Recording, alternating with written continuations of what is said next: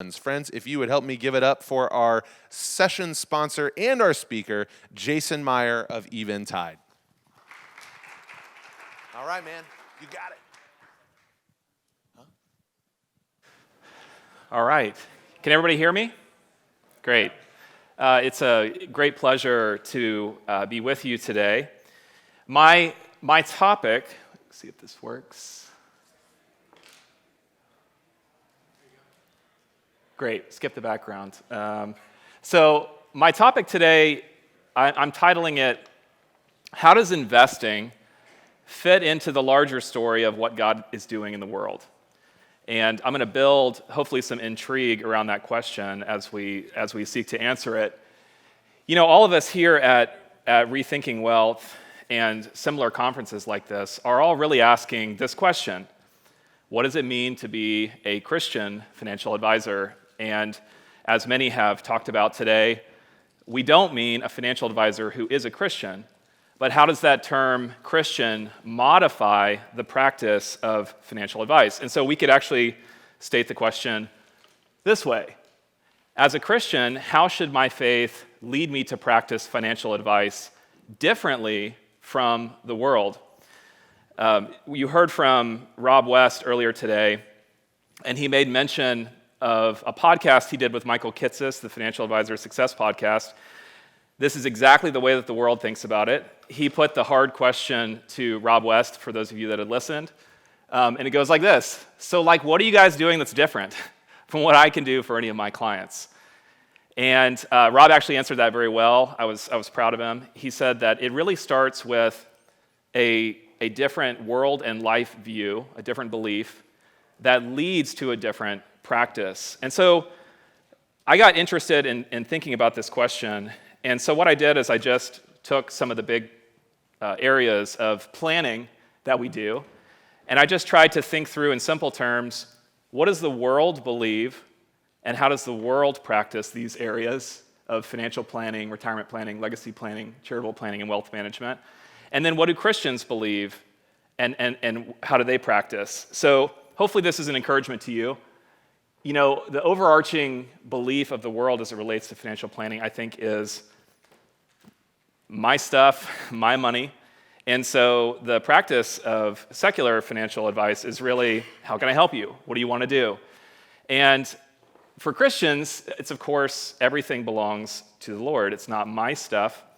The earth is the Lord's and the fullness thereof, right? And so this leads us to ask the question, what would God have you to do with your money and your possessions?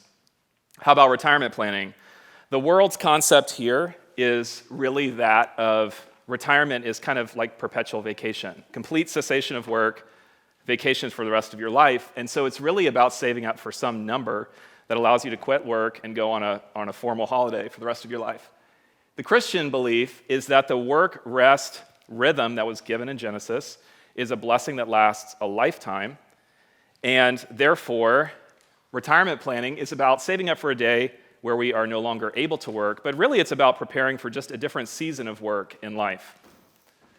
With legacy planning, we heard a really great talk about this earlier today. I think the world's concept, hopefully this does justice to it, is really about what's fair to heirs and beneficiaries. And it's pretty straightforward wealth transfer concepts. The Christian belief, which I was very glad to hear that I didn't get this wrong, is that money and possessions can be ruinous to the unprepared. And so it's really about how do we transfer wisdom along with the wealth and prepare the next generation of stewards. Charitable planning, certainly an option for the world. I think that it's mainly used for tax strategy and at the direction of clients. The Christian belief is that giving is a response to God's generosity, and therefore, very against the practice of the world, we actually actively encourage our clients to live lives of generosity, even though we don't have a financial incentive to move assets from, the wealth platform over to charitable giving. Wealth management. The world's belief is pretty easy here. It's about profit. I found this ad. I could have pulled one of hundreds, right? If your money isn't making money, it's a waste of money. This is really the world's view. And so this leads to the world's practice where wealth management is really about maximum risk-adjusted return. And here we get to the point of my talk, which is, what is the distinctly Christian belief about wealth management and what would be the distinctly Christian practice of wealth management. I'm going to seek to answer this question with you today. Let's start with how Christians have commonly thought about the belief side of wealth management. Can anybody guess what this depicts? Any guesses? Parable of the Talents, right. This is the passage that people most commonly point to for the Christian sort of understanding of investing. I'm sure you all know it. There was a master who entrusted 3 servants with 3 different sums of money. He goes away for a long time and comes back to get an account for what these stewards or managers had done with his finances. And 2 of them had generated an attractive reward. They had put the money at risk through business dealings and trading, the passages say, and had doubled the money. Then there's the servant, and they're shown in the foreground presenting the profits to the master. And then in the background, we see that the other servant was fearful, and he actually buried the master's money. And when he comes back, he actually was punished rather harshly by the master. And so generally, we've used this passage to say, hey, investing is a biblically sanctioned activity, putting capital at risk, earning an attractive rate of return. Maybe the world has it right here. Maybe investing really is about profit. Let's look at the practice side of this. These are the latest statistics on investment in socially responsible investing. Believe it or not, I know these numbers have a lot of wiggle room, but about one out of every $4 goes into some sort of a socially responsible investing mandate. This is really what the world is doing. Check out the Christian-oriented version of socially responsible investing. 3 pennies out of $4. And if you run demographics, if you take the most conservative estimates of Christians in America, this number should be $2.5 trillion higher if we were to just match what the world is doing. So by and large, I think it's safe to say that for Christians, we are employing traditional investments to meet our financial objectives. So what if we thought about, not at the high level of investing, saying, is investing biblically sanctioned, and looking at biblical principles of investment, such as diversification, which we find in Ecclesiastes, but what if we thought about it one layer down, and actually thought about the kinds of businesses in which we invest? Is there a different view on the kinds of businesses that we invest in? Is there a different view about business that Christians have from the world? So let's start with the world's view, which could not be clearer. It has largely been shaped for the last 50 years by this person. Probably most of you in the room recognize who this person is just by looking at his picture.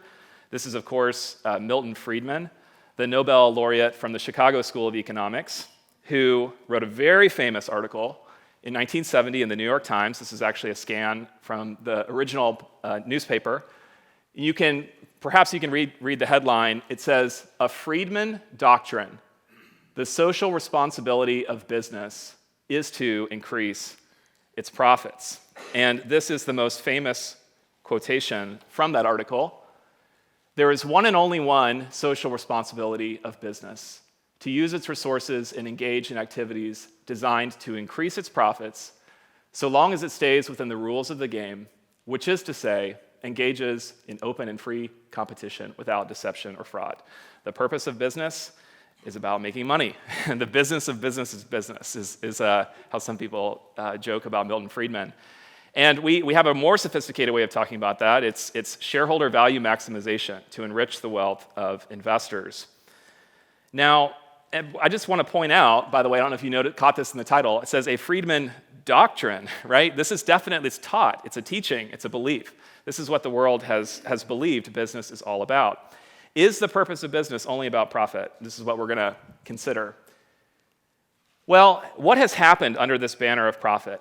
To be fair, we see the wonder of business, right? Advancements in agriculture, healthcare, the ability to fly through the sky, clean water for most, and the ability to even harness natural resources to produce energy. But we also find many examples of tragedy, such as those depicted here.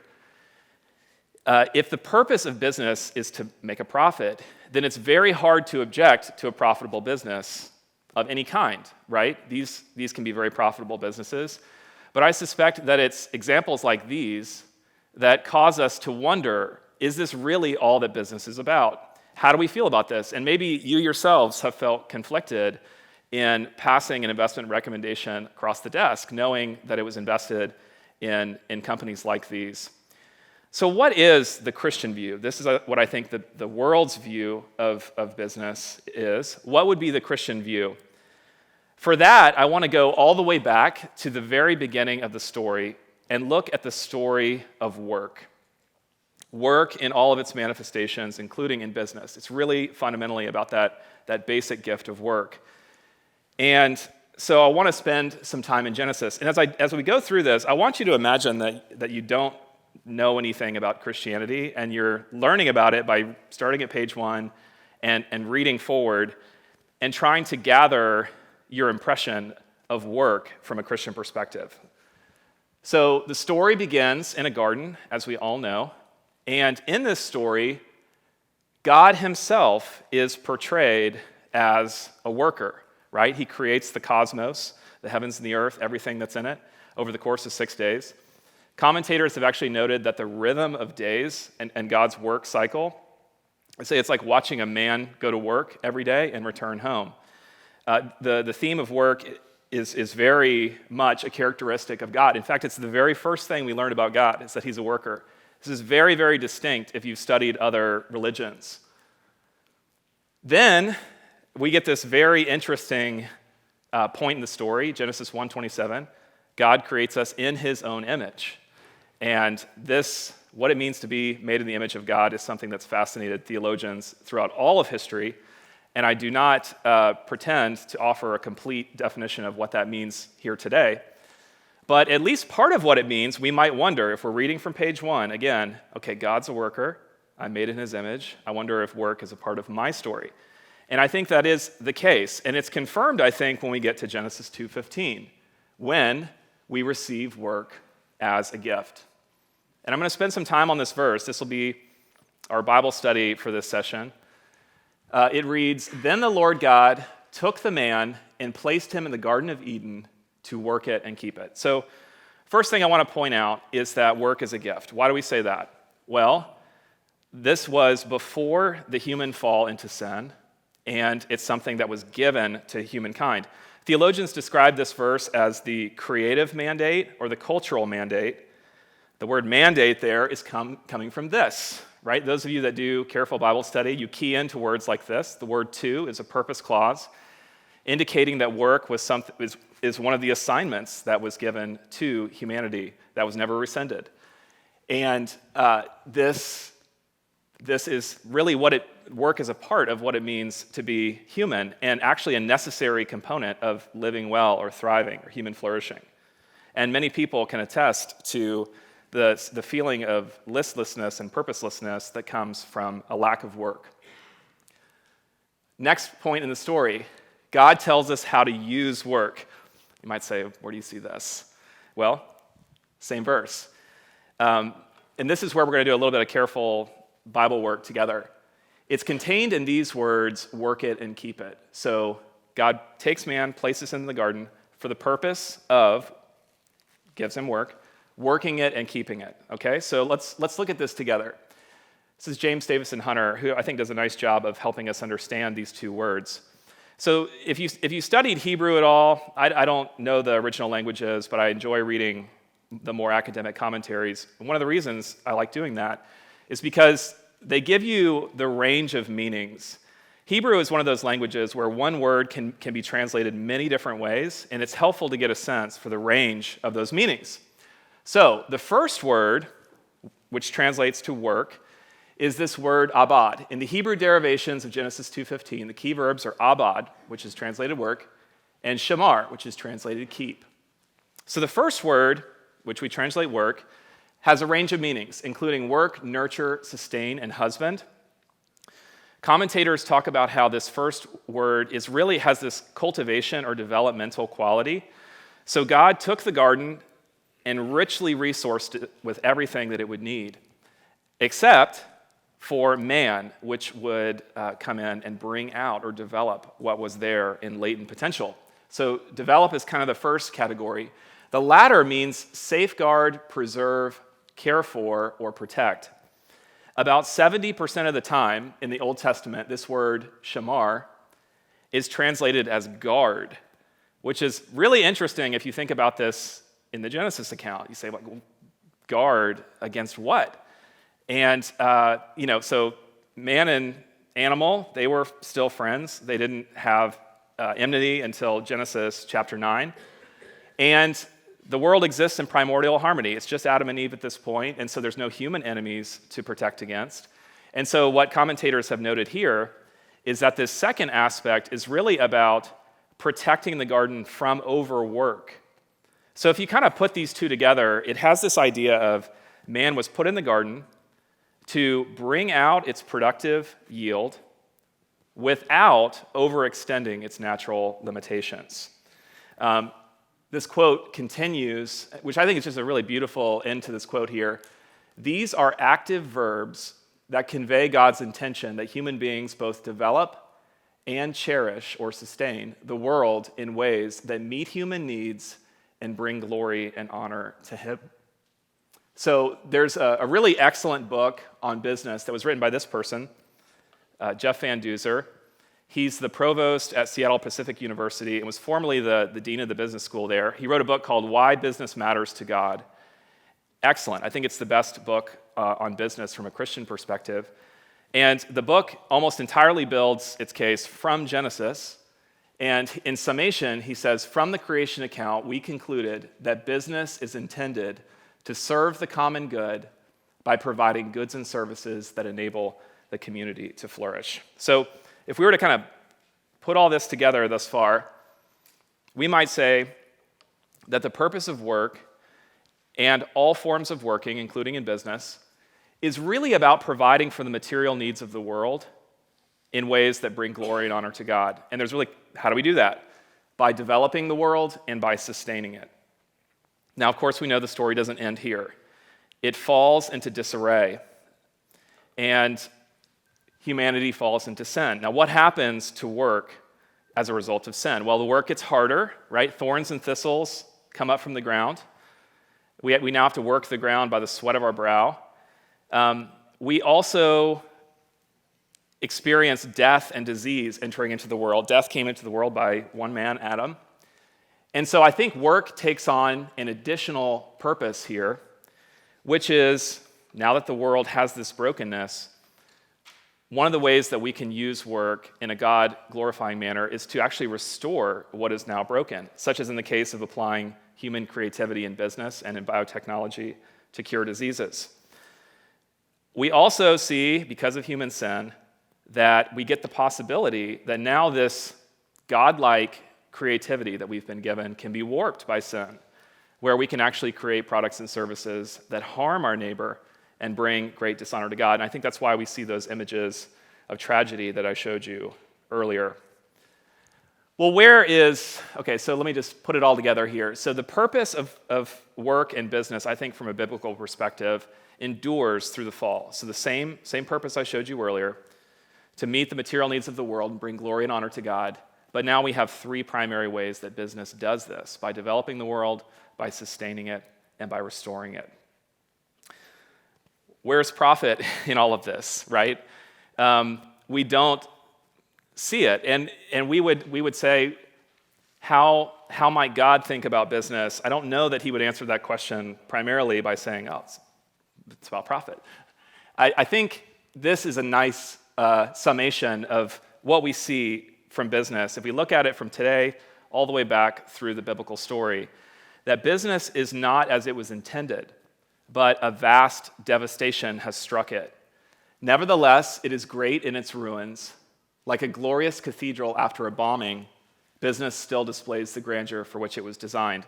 This is a picture of a cathedral from Aleppo after war ravaged their country recently. And we can still see the beauty, right, of the structure of the cathedral, but we can also see much that is in need of restoration. And I think that captures the way that we should view business as believers today. Now, where does profit come into the picture? I think this is nicely described by Charles Handy, who is an author and philosopher, a Christian, a very influential person, recently passed away. This is from the Harvard Business Review in an article entitled, "What's a Business For?" And he was shaped by this story of work in Genesis. He says, "To turn shareholders' needs into a purpose is to be guilty of a logical confusion, to mistake a necessary condition for a sufficient one." And he gives us an illustration of what he means. We need to eat to live. Food is a necessary condition of life. But if we lived mainly to eat, making food a sole or sufficient purpose in life, we would become gross. The purpose of a business, in other words, is not to make a profit, full stop. It is to make a profit so that the business can do something more or better. Businesses need to be profitable in order to attract the investment capital to sustain their businesses over the long run. But we shouldn't mistake business as just being an engine of wealth creation. It's an engine of blessing. And that's really what I think we see in the biblical case. And so if I were to venture my own suggestion for the belief and practice for Christians, I think it would be that the belief would be that business is intended to be God's partner in creating blessing by providing for the material needs of the world. And the practice would be investing in businesses that are aligned with God's heart and with his purposes for the world. At my own company, we describe this as investing that makes the world rejoice. This is my favorite tagline of any company. And I want to just give you a little bit of a background here. It actually comes from this verse, which is my current favorite verse. "When the righteous prosper, the city rejoices." I want to explain a couple of words here, righteous and rejoice. Who are the righteous? It's the Sadiqim, and we all are familiar with seeing this word over and over in Scripture. The righteous are those who put others' interests ahead of their own, while the wicked are those who put their own economic, social, and personal desires ahead of others. I heard this described in a way that just stuck with me, which is that the righteous would disadvantage themselves for the sake of others, while the wicked are those who would advantage themselves at the harm or even the expense of others. The word rejoice is actually a pretty special word. It only occurs 8 times in the Old Testament. It's this word alatz. One of the instances, I want to give you an instance from the life of Hannah, who's shown here. If you guys remember the Bible story from Samuel, Hannah was married to a man named Elkanah. She was struggling with infertility for many years, and in that culture, and because of some particular circumstances in her life, it caused her great anguish. She would often go long stretches of time where she wouldn't eat, and she really devoted herself to prayer and fasting, begging the Lord to change her situation. And ultimately, the Lord answers her prayer and gives her a child who is Samuel. And she promised to dedicate Samuel in service to the Lord, and this is what this image shows.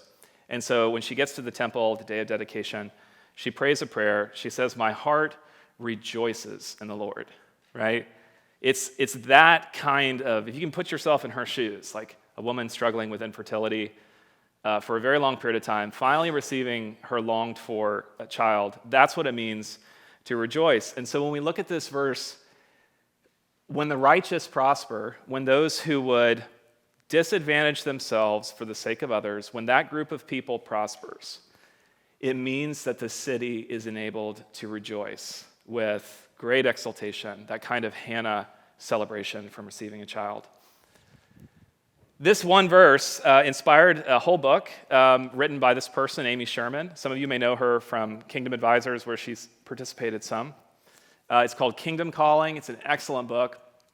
She puts forward this concept called vocational stewardship, where she says the common good, or we might say the kingdom of God, is so important and so central to what this life is about that we ought to strategically and intentionally deploy all dimensions of our vocational power to see the world rejoice.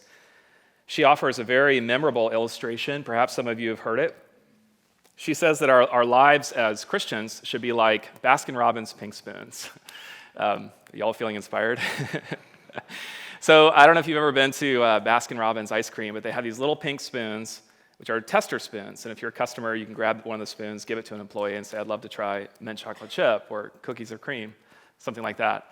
And she says that our lives should be like these little pink spoons in the sense that through our work, the world is able to get a foretaste of what the kingdom is like. Isn't that beautiful?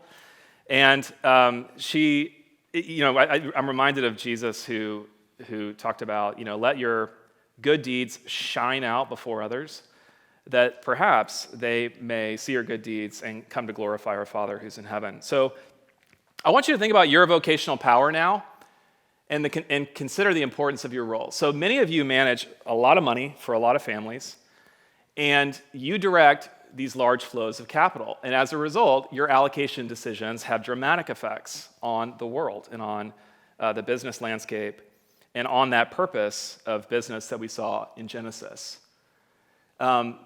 James Davison Hunter, who I quoted from earlier, this is from his To Change the World book.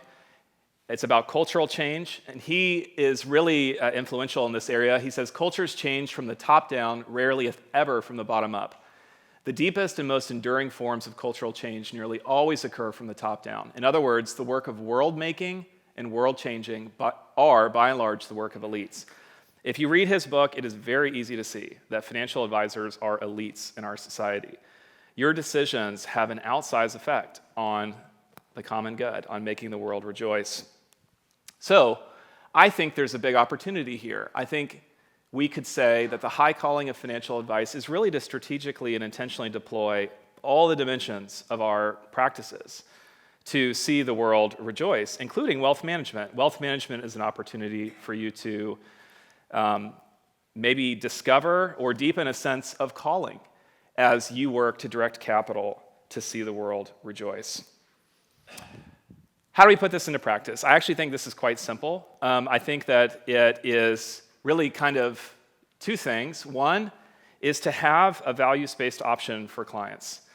And two, to engage clients on conversations of integrating their values into their investments. And I just want you to think about what it would feel like to tell your clients that all of their investments are helping them to gain wholeness in life as they invest in companies that create blessing and as they avoid companies that cause harm. To find a purpose in investing itself. Many clients have the purpose of reaching a financial endpoint, but they really don't think about the day-to-day work of investing. But if they have this bigger picture in mind about the way in which they're partnering with businesses and their money is capitalizing real blessing in the lives of others, they can find a sense of purpose in the here and now as they direct their dollars to advance the common good. And I believe also seek outperformance. This is not something that is included in the scope of my talk here today, but I actually believe that this is a superior approach to seeking maximum risk-adjusted returns. And the reason for that is because God has designed business in such a way that investing in businesses that accord with his design ought to prosper best. This phrase, investing that makes the world rejoice, is, perhaps it's a very beautiful phrase, but it would mean nothing without your partnership, right? I think about this. We're an asset manager. We manage mutual funds. And we have to wait for a pool of capital to come in order to put it to use, right, in these various companies. And so without the partnership of advisors who really believe in this mission, companies like Eventide and others would just remain maybe a good idea in history. It would not be possible without your participation. There's a quote that's been repeated many times in history, John F. Kennedy included. It goes like this: if not us, who? And if not now, when? I'm often struck by just how much power we have as human beings. We often talk about God being all-powerful, but he's delegated a significant amount of power to us to change things in the here and now. And I just wonder what it would look like if many of us caught a vision like this for business and investing, what it could do to change the world and cause it to be more reflective of his design. So this concludes the formal comments that I had prepared for this talk. I do want to say that we have this link here. If anybody wants to get a copy of these slides, they're found there. But there's also a contact form. If this has stirred up in you a desire to learn more, we want to talk with you, and there's a contact form there to get in touch with us. We'd love to help you think more carefully about what this means for you and your particular practice. And I've got actually quite a bit of time left, it looks like. So I'm happy to take any questions that you might have. Jason, I know you're not here to give a commercial, but you guys really do have an interesting process by which you evaluate companies that you invest in that I think is differentiating from a lot of money managers. So I would like to ask you to just take a couple of minutes and spend some time on that. Sure. So the way that I would describe it is that our goal, I've kind of been hitting you over the head with the tagline, investing that makes the world rejoice. That's really the destination. And so sort of step one towards that destination is to eliminate from our investable universe companies that don't meet our value standards. So that would be things like abortion, pornography, tobacco. There's a whole list of negatives. We just cross those off the list. Those are things that we're obviously not excited to invest in. And then really that's just step one, however, towards the ultimate goal, which is investing in these kinds of companies we feel like are serving the world and are well aligned with God's heart. So from there, what we do after that step is we really try to get a big picture view of what are some of the big investment themes that we feel like are genuinely supporting human flourishing. So I mentioned in the Genesis account, develop, sustain, and restore as those three primary ways that business serves the world. And we actually categorize our investments that way. If you stop by our booth, you can pick up an impact report that actually has our holdings categorized under those headings. And so, for example, under restore, for example, we have biotechnology. In develop, it's a whole host of things like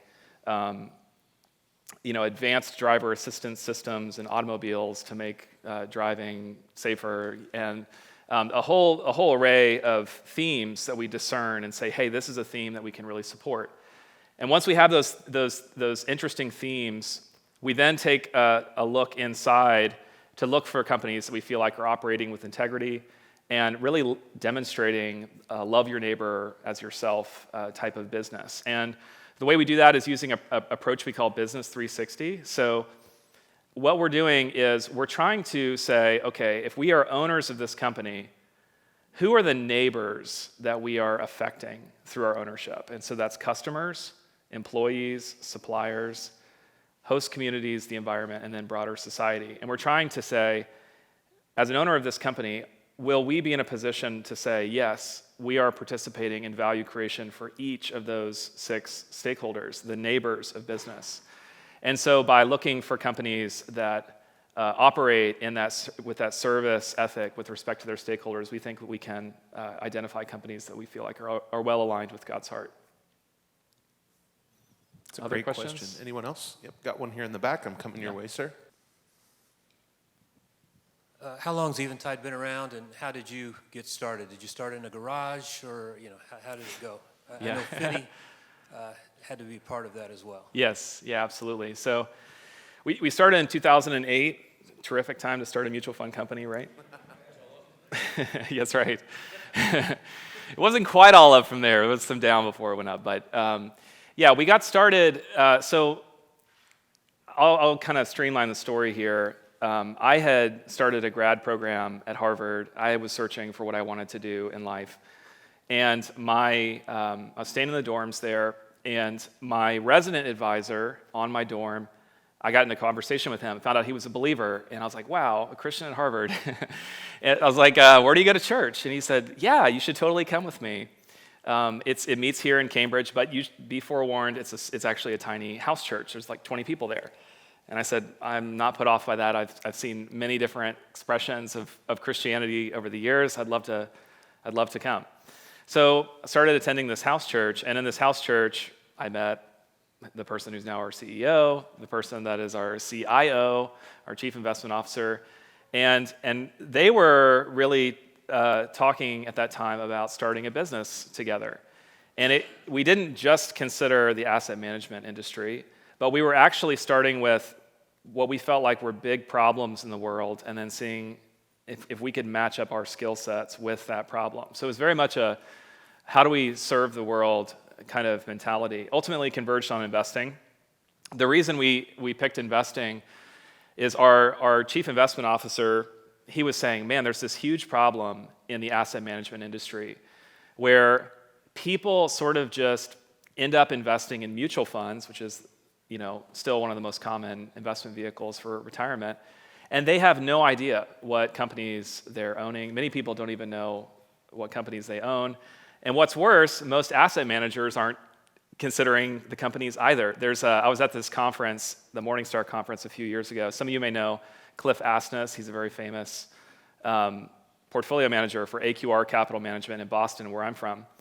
And he made this remarkable statement in a general session. He's a very famous manager. And he said, I pride myself on not knowing what's in our portfolios. So here's the chief investment officer who's picking the companies saying, it would malign my judgment if I knew the names of the companies that I was putting in the portfolios. I look at the numbers, right? So there's this problem where investors have no idea. Asset managers also are trying to be removed from considering companies very closely. It's a huge problem.